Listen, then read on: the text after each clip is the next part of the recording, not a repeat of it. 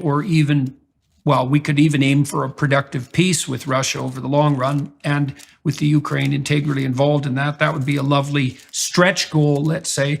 But what you laid out was something like recognition of Russia's dominion over Crimea.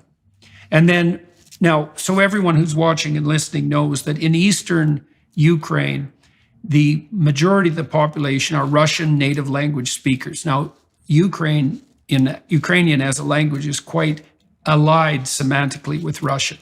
So, but there are a lot of Russian speakers, particularly in eastern Ukraine. And the Russians have claimed that they have been targeted, they have been the targets of persecution for their linguistic minority status, or within the broader Ukraine, and that that's been a problem, and that part of the reason Russia made its incursions into Ukraine was to protect its people it really regarded as citizens in the broader sense. Now, you posited that one possibility on the peace front would not only be the recognition of the Russian possession of Crimea, which happened about 9-10 years ago, but also that some of the territories that are subject more to territorial dispute in the East might be placed on the negotiating table with regards to Russian sovereignty. And you could imagine a situation where the deal was, well, why don't we open up the discussion to something like a true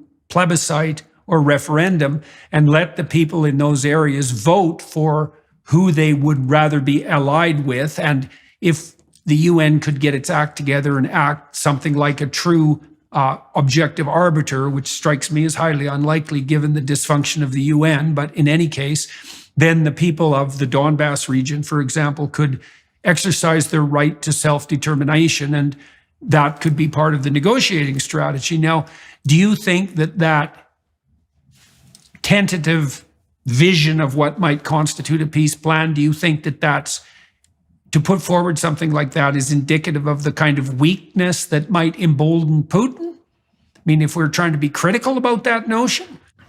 It could perhaps, and as I said when we talked about that a few minutes ago, this was speculation that occurred during the first 2, maybe 3 quarters of 2022.